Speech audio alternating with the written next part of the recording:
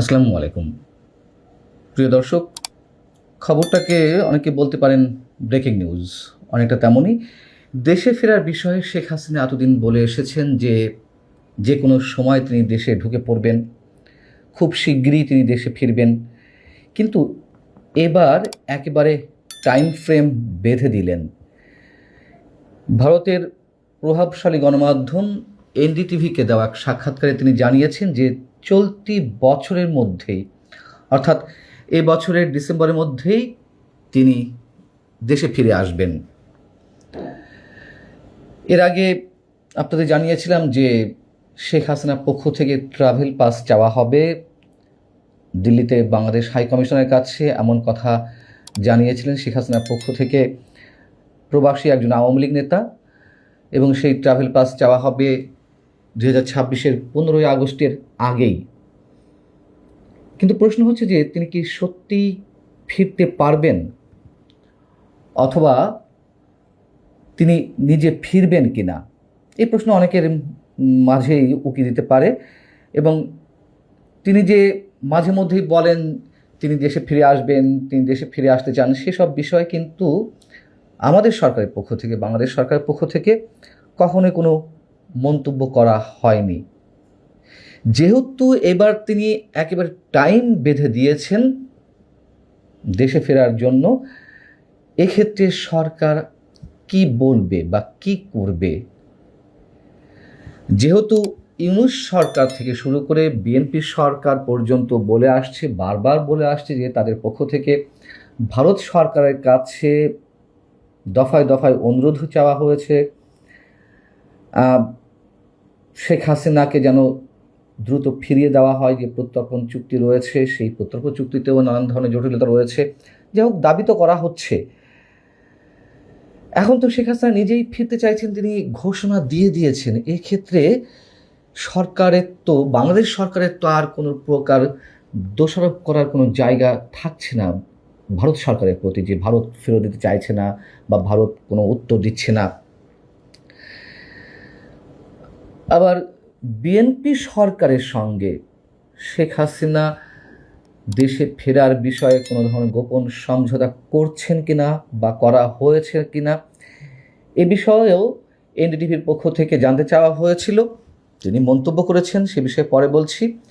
তিনি তার সাক্ষাৎকারে কি কি বলেছেন তা একটু সংক্ষেপে আগে আপনাদের সামনে তুলে ধরি। এনডিটিভিকে ইমেইলে একটি বিশেষ সাক্ষাৎকারে তিনি ঘোষণা দিয়েছেন সব ধরনের রাজনৈতিক প্রতিকূলতা, ষড়যন্ত্র এবং আইনি বাধা উপেক্ষা করে চলতি বছরেই দেশে ফিরবেন তিনি। শেখ হাসিনা বলছেন, দেশে ফেরা তার ব্যক্তিগত কোনো উচ্চাকাঙ্ক্ষা নয়, বরং এটি বাংলাদেশের জনগণের রাজনৈতিক অধিকার, গণতন্ত্র, আইনের শাসন এবং মুক্তিযুদ্ধের চেতনা প্রতিষ্ঠার সঙ্গে সরাসরি জড়িত। তিনি বলছেন যে তিনি মৃত্যুকে ভয় পান না। 1975 সালের ট্র্যাজেডির কথা উল্লেখ করার পাশাপাশি তিনি 21শে আগস্টের ঘটনার কথাও উল্লেখ করেন, এবং তিনি বলেছেন যে প্রতিবারই জনগণের পাশে দাঁড়িয়েছেন এবং এবারও সব বাধা অতিক্রম করে তিনি নিজের মাতৃভূমিতে ফিরে আসবেন, ফিরে আসতে চান। এই ধরনের ল্যাঙ্গুয়েজ কিন্তু তিনি ইউজ করেননি, তিনি বলেছেন ফিরে আসবেন। আওয়ামী লীগের উপর নিষেধাজ্ঞা এবং আওয়ামী লীগের যে দলীয় নেতাকর্মী, তাদের নামে যে হাজারো মামলা, সে প্রসঙ্গে প্রশ্ন করা হলে তিনি বলছেন, আওয়ামী লীগ কোনো কাগজের সংগঠন নয়, এটি বাংলার মাটি ও মানুষের ইতিহাস এবং জাতীয় পরিচয়ের সঙ্গে গভীরভাবে মিশে আছে। আওয়ামী লীগের রাজনৈতিক পুনরুত্থান কোনো সরকারের দয়ার উপর নির্ভর করে না। ৭৭ বছরের ইতিহাসে দলটি বারবার কঠিন সময়ের মুখোমুখি হয়েছে এবং প্রতিবারই জনগণের শক্তিতে ঘুরে দাঁড়িয়েছে। তিনি অভিযোগের সুরে বলেন, কিছু বাংলাদেশ বিরোধী শক্তি ষড়যন্ত্রের মাধ্যমে জনগণের একটি অংশকে বিভ্রান্ত করে ক্ষমতা পরিবর্তন করেছে, কিন্তু মানুষের হৃদয় থেকে আওয়ামী লীগকে মুছে ফেলা সম্ভব হয়নি। আওয়ামী লীগকে মুছে ফেলা সম্ভব হয়েছে কি হয়নি সেই বিতর্কে না গেলেও তার এই অংশের প্রথম বিষয়টি তো একেবারে চরম সত্য, যে দেশের অগণিত মানুষকে, লাখ কোটি মানুষকে বিভ্রান্তির মধ্যে রেখে এই আন্দোলন অর্থাৎ 5 আগস্টের যে গণ আন্দোলন সেটিতে যারা নেতৃত্ব দিয়েছিলেন তারা প্রতারিত করেছেন। মুক্তিযুদ্ধের স্লোগান ব্যবহার করে, বঙ্গবন্ধুর নামে স্লোগান দিয়ে পরবর্তীতে আমরা দেখলাম যে শেখ হাসিনা সরকার পতনের পরপরই তাদের একেবারে স্বরূপে ফিরে এলেন। এবং মানুষ যদি বুঝতে পারতো যে এই শক্তি আসলে কারা, ডিপ স্টেটের হয়ে স্বাধীনতা বিরোধী শক্তি এই আন্দোলনের নেতৃত্ব দিয়েছে, নিশ্চয়ই এত মানুষের অংশগ্রহণ হতো না। খুব স্বাভাবিক, মানুষের ক্ষোভ ছিল, মানুষের ভিতরে ক্ষোভের দানা ছিল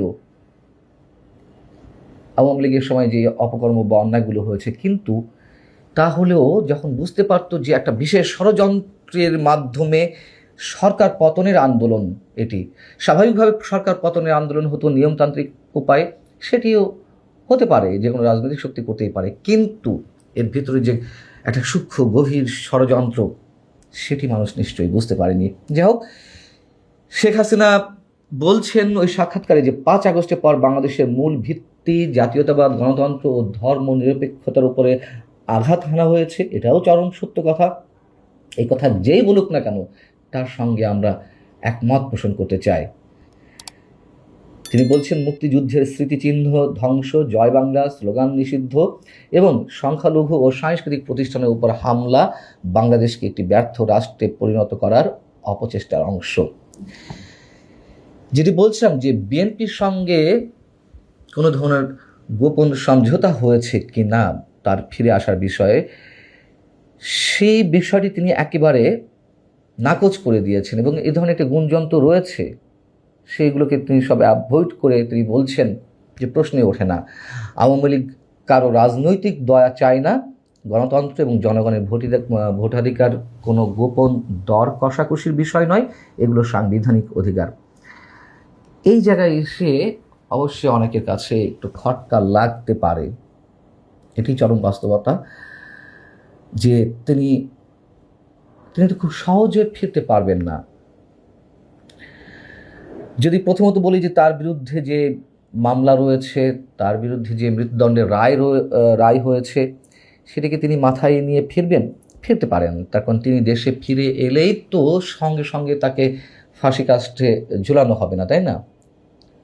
নিশ্চয় নানান ধরনের আইনি প্রক্রিয়া রয়েছে। তো তিনি এর আগে একবার বলেছেন যে আমি আর কদিন বাঁচবো, আমি দেশের মানুষের মাঝে গিয়ে যে কদিন বাঁচা যায় বাঁচতে চাই। তো যদি সত্যি সত্যি তিনি সেই ধরনের মানসিকতা পোষণ করেন, তিনি এসে সব ধরনের মামলা ফেস করতে পারেন। দ্বিতীয় যে বিষয়টি, যে আমরা যা দেখছি, আমরা যা শুনছি, আসলে বিহাইন্ড দ্য স্ক্রিন কিছু ঘটছে কিনা, ঘটতেই পারে, অস্বাভাবিক কিছু নয়। আন্তর্জাতিক নানান কানেকশনের মাধ্যমে নানান ধরনের সমঝোতা বলি, নানান ধরনের শর্ত বলি, এগুলো হওয়াটা একেবারে অস্বাভাবিক কিছু নয়। তবে তিনি যদি ফিরতেই চান এবং ফেরেন, এটুকু আমাদের ধরে নিতে হবে, অনেক কিছু না হলেও কিছু কিছু শর্ত তাকে মেনে নিয়ে আসতে হবে। কী ধরনের শর্ত তা হয়তো আমরা জানি না, তবে এটুকু অনুমান করা যায়। এবং তিনি দেশে ফিরে এলে নিঃসন্দেহে আওয়ামী লীগের নেতাকর্মীরা অনেক বেশি উজ্জীবিত হবেন। কথা আবারও বলি, বারবার বলি, ডক্টর ইউনূস সরকারও চায়নি শেখ হাসিনা দেশে ফিরে আসুন। যতই বলা হোক যে ভারত সরকারের কাছে আবেদন জানানো হয়েছে, ঠিক একইভাবে বিএনপিও যত বলুক যে ভারত সরকারের কাছে আবেদন জানানো হয়েছে, আমার মনে হয় কেউ সত্যি সত্যি চায় না শেখ হাসিনা দেশে ফিরে আসুক। এমনকি এনসিপির যে নেতারা, যারা গণ আন্দোলন বা অভ্যুত্থানের নেতৃত্ব দিয়েছেন, যাদের রাজনৈতিক পুঁজি এখন শেখ হাসিনা এবং ভারত বিরোধিতা, তারাও চান না। এটি মোটামুটি আমি স্পষ্ট করে বলতে পারি, আমার মনে হয় যে তারাও চায় না দেশে ফিরে আসুক শেখ হাসিনা। তারাও জানে শেখ হাসিনা ফিরে এলে কি হতে পারে। অতএব যেগুলো দাবি করা হয়, যেগুলো বলা হয়, সেগুলো শুধুই বাগাড়ম্বর। যেহেতু তিনি ঘোষণা দিয়েছেন এই বছরের মধ্যে ফিরে আসতে চান, আমার মনে হয় এটি একেবারে হালকা কোনো বিষয় নয়। এর আগে ইনডিরেক্টলি বা ধোঁয়াশাচ্ছন্নতার মধ্য দিয়ে যে কথাগুলো বলেছেন দেশে ফিরে আসার বিষয়ে, সেগুলোর সঙ্গে এবারের ঘোষণাটি অনেক অনেক পার্থক্য।